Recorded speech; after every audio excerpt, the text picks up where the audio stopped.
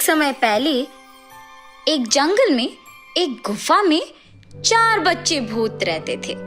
एक दूसरे को वो प्यार से पिया, जोहा, कीरू और नोना के नाम से बुलाते थे। वो सिर्फ रात के समय में बाहर आते थे। इतना ही नहीं, उन्हें खाना बड़ा अच्छा लगता था और सबसे ज्यादा आइसक्रीम खाना उन्हें बहुत पसंद था। हमारे पास खाना हो गया। हाँ, खाना ढूंढने के समय आ गया।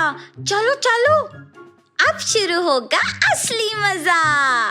चलो चलो, आइसक्रीम ले आएंगे। ऐसे हंसते खेलते रात में उड़ते हुए गुफा से बाहर आते हैं। वहां से गांव में आके आइसक्रीम गाड़ी के पास जाते हैं। जिसको जो मिलता है वो खा जाते हैं। दूसरी तरफ पिया को एक बड़ा आइसक्रीम ट्रक दिखता है। बाप रे, इस गाड़ी पे दिख रहा आइसक्रीम बहुत अच्छा है। ये कह के गाड़ी के पास जाके उसके ऊपर चित्रित आइसक्रीम को चाटने की कोशिश करती है, ये भूलकर कि वो सिर्फ एक चित्र है और इस प्रयत्न में गाड़ी से टकराती है। जिस भी तरफ देखती है उसे सिर्फ चित्र दिखाई देते हैं। इस कारण पिया को पता नहीं चल रहा था कि आइसक्रीम कहाँ से ले। तब वो अपने दोस्तों के पास जाती है। ओए नोना, जोहा, कीरू, मैं तुम सबको एक अजीब जगह लेके जाती हूँ। वहाँ ऐसी छोटी वाली नहीं, बल्कि बहुत बड़ी आइसक्रीम की गाड़ी है। क्या? छोटी नहीं, बल्कि बड़ी आइसक्रीम की गाड़ी है? तो फिर देरी क्यों? चलो। बहुत प्रकार के आइसक्रीम है, अलग प्रकार के रंग भी। देखते ही मुंह में डालने का मन करता है। तुम हमें बहुत बोल रही हो, कहीं वहां जाके ये सब झूठ तो नहीं निकलेगा ना? पिया कभी झूठ नहीं बोलती है। चलो उस जगह पे पहले जाते हैं, देर हुआ तो सुबह हो जाएगा। ऐसे जब सभी वहां जाने ही लगते हैं तब पिया उन्हें रोक के, पर एक बात, ये तो सच ही है कि मुझे वहां एक बड़ी आइसक्रीम की गाड़ी दिखी, मगर उसके अंदर घुस के कैसे आइसक्रीम को हासिल करेंगे ये नहीं पता चल रहा। ऐसे पिया के साथ सभी उस बड़ी गाड़ी के पास जाते हैं और देखते हैं कि किस दरवाजे अंदर घुसे। बहुत कोशिश करने पर भी वो अंदर नहीं जा पाते हैं और सुबह होने के कारण वापस चले जाते हैं। हर आइसक्रीम गाड़ी को जैसे एक दरवाजा रहता है, इसका भी तो होना चाहिए। ये आइसक्रीम गाड़ी बहुत अजीब है। आज रात हम यहाँ वापस आएंगे, मगर जल्दी आएंगे, ठीक है? हाँ, हम इस जादुई छड़ी से उस गाड़ी को खोलेंगे। हाँ हाँ, यही सही है।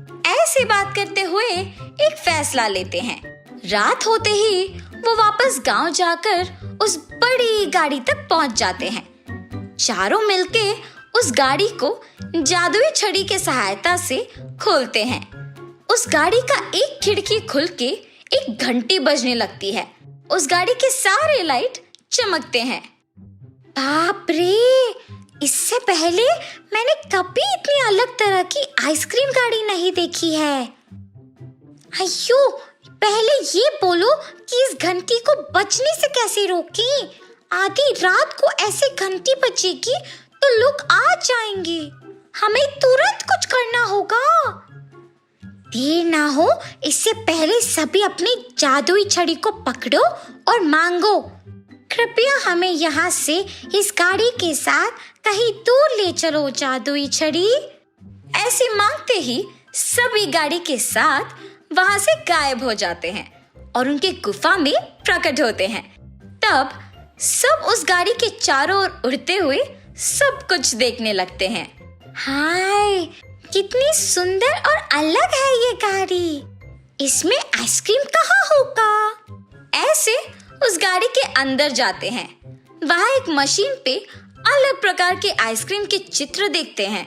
जब पिया उसे दबाती है तो आइसक्रीम नीचे गिरता है। आओ, आओ, ये तो मस्त है। ऐसे वो सारे आइसक्रीम को कोन्स में जमा करना सीख जाते हैं और आइसक्रीम की स्वाद करते हुए, इसे जिसने भी तैयार किया हो उसको मैं जीवन भर दासी बन के रह जाऊंगी। कितना स्वादिष्ट है। हाँ, ये इस सारी जहां में ही सबसे स्वादिष्ट चीज है। मैं भी इसे बनाए हुए आदमी की दासी बन जाऊंगी। हाँ।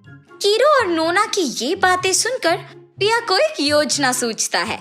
क्यों ना हम हमारे पास की शक्तियों का उपयोग करके ऐसे ही एक और गाड़ी बनाए। पर तुम्हें कैसे पता कि ऐसे ही स्वाद होगा उस आइसक्रीम का? पक्का इसी स्वाद आने के लिए इसमें मौजूद आइसक्रीम का उपयोग करके ज्यादा मात्रा में ले आएंगे। हाँ हाँ, ये सही है। ऐसे सभी मिलके उस गाड़ी की तरह एक और बनाते हैं ताकि उनके वजह से किसी और को तकलीफ ना हो। उसके बाद जहां से उस गाड़ी को लाते हैं वही उसे छोड़ के इतने दिन खाए हुए आइसक्रीम के लिए उन गाड़ियों के पास सोने के सिक्के छोड़ के वहां से चले जाते हैं और तब से गांव वापस ना आके खुद से खाना जमा करते हैं। और आइसक्रीम के विषय में तो वो सबसे खुश थे क्योंकि उसकी कमी तो उनको बिल्कुल नहीं थी। एक लंबे समय पहले एक गांव में बलराम और गीता नामक पति पत्नी रहते थे। बलराम नारियल पानी बेचता था। वो बहुत ईमानदार आदमी था, मगर अगर किसी और का व्यापार उसके व्यापार से अच्छा चलता तो वो बहुत निराश होता था और कुछ भी करके उनके व्यापार को अच्छा चलने से रोकता था। एक दिन बलराम नारियल को लेके आने के लिए नारियल के पेड़ के पास जाता है। वहां उन पेड़ों के मालिक को देख कहता है, नमस्कार साहब, नारियल लेने आया हूँ। हाँ हाँ, तुम तो आते रहते हो, जितने चाहिए लेके जाओ। और ऐसे एक बंडी पे नारियल को लेके जाता है। बलराम को नारियल लेके जाना वहीं एक नारियल पेड़ पे बैठी एक भूत देखती है। कौन है ये आदमी? हमेशा नारियल लेके जाता है। आज मेरे निवास के पेड़ से भी नारियल लेके गया है। मुझे ये जानना है कि वो इन नारियल के साथ करता क्या है। और ऐसे उसकी बंडी पे चढ़ के उसके साथ जाती है, मगर बलराम को वो दिखाई नहीं देती है। वो उस नारियल के बंडी को एक जगह पे रोक के उन्हें बेचने लगता है। उसके पास बहुत लोग आके नारियल पानी खरीद के पीते हैं।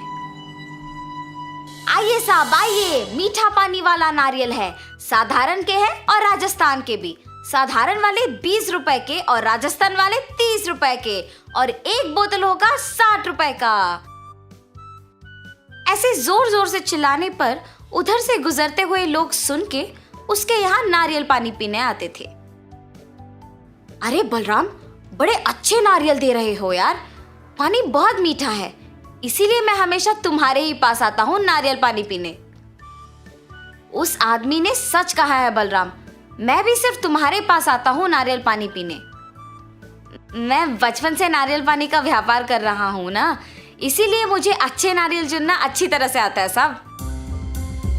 अच्छा, तो ये सबको नारियल पानी बेचता है, इसीलिए हमेशा नारियल लेके जाता है। इन सबकी बातें सुनकर मुझे भी नारियल पानी पीने का मन कर रहा है। ऐसे सोचकर वो भूत सामने नारियल पानी पी रहे आदमी के अंदर घुस जाती है और नारियल पानी का स्वाद लेती है। वाह, ये नारियल पानी तो बहुत मीठा और स्वादिष्ट है। मैं इसी आदमी के पास रहूंगी, ऐसे तो मैं हर रोज नारियल पानी पी सकती हूँ। हा हा हा। बलराम नारियल पानी बेचते हुए उसके बगल वाले होटल में बहुत लोगों का आना जाना देखता है। मैं अपने व्यापार में मग्न होके इस होटल को देख भी नहीं पाया। लगता है कि व्यापार तो बहुत अच्छा चल रहा है। कल से इसका काम तमाम करना ही मेरा काम है, तब तक मुझे शांति नहीं मिलेगी। अगले दिन होटल से एक आदमी बाहर आके नारियल पानी पीने बलराम के पास आता है। आप वहाँ पकौड़ी खा के आ रहे हैं? हाँ, वो बहुत अच्छे पकौड़ी बनाता है, मगर वो स्वच्छता से नहीं बनाता है, और इतना ही नहीं, पुराना आटा इस्तेमाल करता है साहब, इसीलिए कोई भी उसके होटल नहीं जाता है। हाँ, ऐसा है क्या? आइंदा मैं कभी उसके होटल नहीं जाऊंगा। हाँ, अब मुझे अच्छा लग रहा है।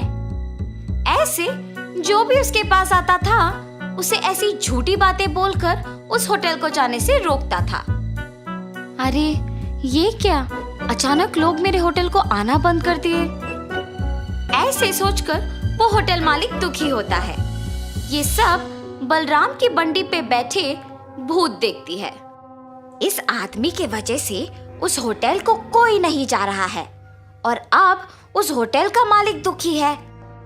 उसके बगल वाले आदमी के व्यापार को अच्छा जाते हुए देख ईर्ष्या से किसी को उस होटल जाने नहीं दे रहा है। ये मनुष्य सारे शायद ऐसे ही करते हैं। ये तो अच्छा हुआ कि मैं मनुष्य नहीं हूँ, लेकिन मुझे उसे उसकी गलती का एहसास दिलाना होगा। ऐसे सोच में पड़ जाती है। इतने में एक औरत नारियल पानी पीने वहां आती है। बाबू, एक नारियल दो मुझे। जी मैडम। और एक नारियल को काट के देता है, और वो औरत नारियल पानी पीती है। हाँ, मैं अगर इस औरत में घुस जाऊंगी तो इस आदमी को सबक सिखा पाऊंगी। और ऐसे उस औरत में घुस जाती है। बाबू, नारियल पानी बहुत अच्छा है, एक और दो ना। जी मैडम। और ऐसे एक और नारियल देता है। ऐसे वो औरत एक के बाद एक नारियल का पानी पीते ही रहती है। आखिर में उस बंडी पे मौजूद सारे नारियल खत्म हो जाते हैं। हैं? क्या एक मनुष्य ही है? मेरे पास के सारे नारियल का पानी पी गई। मैडम, मेरे पास के सारे नारियल ना खत्म हो गए, अब आप पैसे दे दीजिए। लेकिन वो पैसे दिए बिना बस चुपचाप खड़े रहती है। मैडम, पैसे दिए बिना आप ऐसे खड़े क्यों हैं? पैसे दीजिए। और अचानक वो भूत में बदल जाती है। क्या मुझसे ही पैसे मांग रहे हो तुम? ऐसे जोर से कहती है। उस भूत के चेहरे पे घाव और आंखों को लाल होते देख बलराम बहुत डर जाता है। हाय भगवान, भूत! ये कह के बेहोश हो जाता है। ये देख वो भूत उस औरत से बाहर निकलती है। बलराम को बेहोश देख उस औरत को कुछ समझ नहीं आता और वो वहां से चले जाती है। कुछ समय बाद बलराम को होश आता है, और जब वो उसके चारों ओर देखता है तो उसे कोई नजर नहीं आता है। ये भूत कहाँ गई? मेरे सारे नारियल का पानी पी के पैसे दिए बिना चली गई। वैसे मुझे तो खुश होना चाहिए कि वो सिर्फ मेरे नारियल का पानी पीकर मुझे कुछ नहीं की। मुझे तो कल से दुकान लगाने के लिए भी डर लग रहा है। ऐसे सोचते हुए अगले दिन डरते हुए दुकान लगाता है। लगता है इसे कल का सबक काफी नहीं था। मुझे इसे कल से दुकान लगाने से ही रोकना होगा। इतने में उसके पास नारियल पानी पीने एक औरत आती है और कुछ आदमी भी आते हैं। ये देख वो भूत उस औरत में घुस जाती है। पहले उसको एक नारियल काट के देता है। वो नारियल पानी पी के पैसे दिए बिना जाने के लिए पीछे मुड़ती है। मैडम, मैडम, आप पैसे दिए बिना जा रहे हो। वो औरत भूत की तरह बदल के पीछे मुड़ती है।